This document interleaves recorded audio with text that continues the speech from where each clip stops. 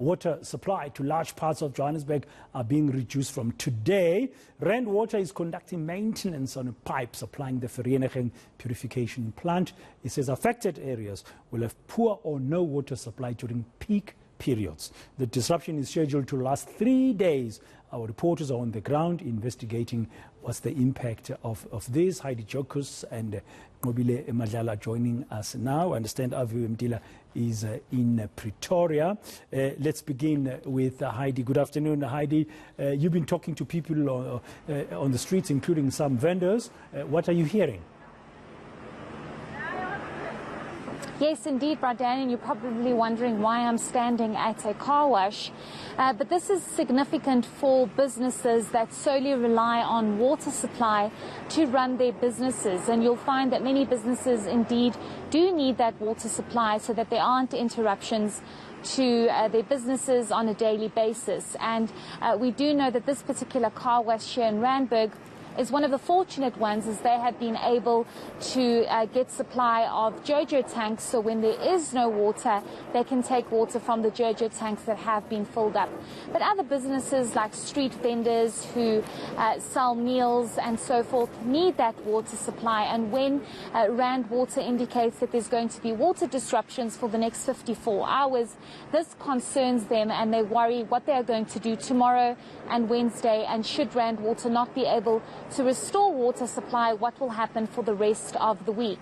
We also got a chance to speak to a hairdresser who indicated to us that, as you would know, customers go to get their hair done, they need their hair washed, and if there is no water, it's going to be very difficult for them to keep their store open, and as much as they can go and buy water, it's very different, and you are unable to actually open up the tap and get the water that you need. Instead, you need to use bottled water or whatever else contingency plans they make. We also went to a school who said that should the water not be fully restored by Wednesday, they are going to speak to the district manager to possibly close the school until water is fully restored. So there's an impact that's felt across the board. We've also spoken to residents, community members, ward councillor, indicating that this is a huge problem for them, and they hope that the maintenance will be done as quickly as possible. Let's listen to some of the business owners that we spoke to about the impact of water restrictions.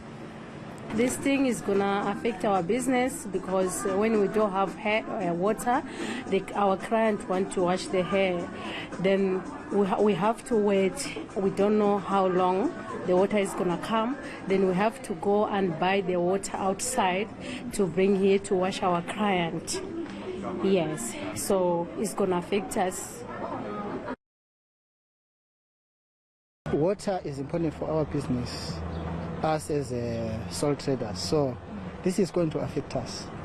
But so far, since they gave us notice, it's much better because we have tried our best and make a plan to fill our containers for the next coming days. I don't know for how long is it going to last. I can't say it's going to be enough for those 3 days because I don't have many containers to fill water. So I've just tried my best. As from tomorrow, in fact, I let me say just say for tomorrow, I'm safe for tomorrow on, but after tomorrow, I don't have a plan. Otherwise, I think the government is going to make a plan for us.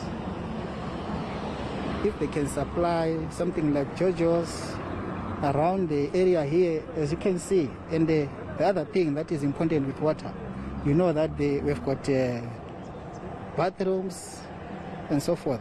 All those things, they work with water. So if you don't have water, I don't know what's happening. I don't know what's going to happen. But as for me, for tomorrow, I'm safe. But as for other people around the area, government must make plan.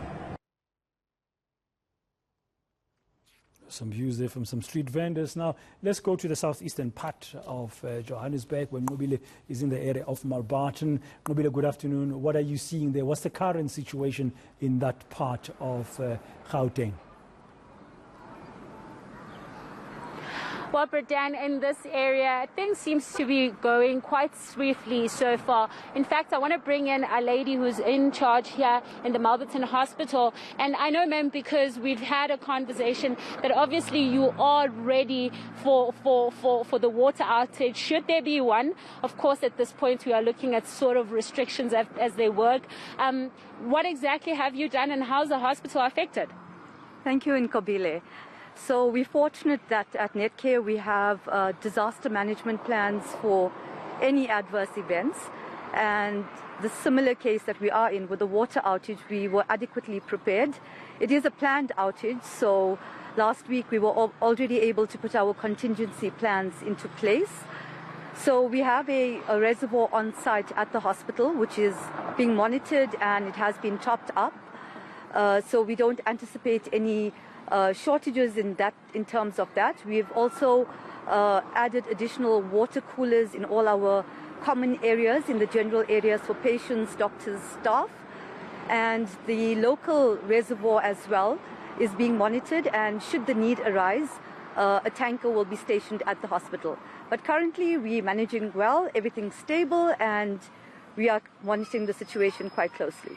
All right. It's great to hear that because obviously, Dan, we are in the south, and in the south there's been a persistent issue with regards to water. In fact, at some point we were here and there was a protest about the amount of water that people were getting. Some were not getting anything, and there was already low pressure. And a lot of residents were even disgruntled at some point about Rand Water not coming back to them. Of course, now I bring in the ward councillors in the area, and I want to note to you, sir, because we have dealt with this before, this is a persisting issue where you don't have water. In this instance, you do have water. What is happening at the moment? Because I know that in the morning already you had a bit of an issue. Thank you very much, Nobile. Yes, fortunately we haven't yet been affected by this planned 54-hour water reduction.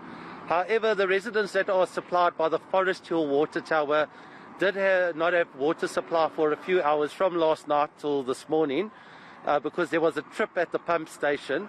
And then they turned the electricity back on, and then following that, there was a flood.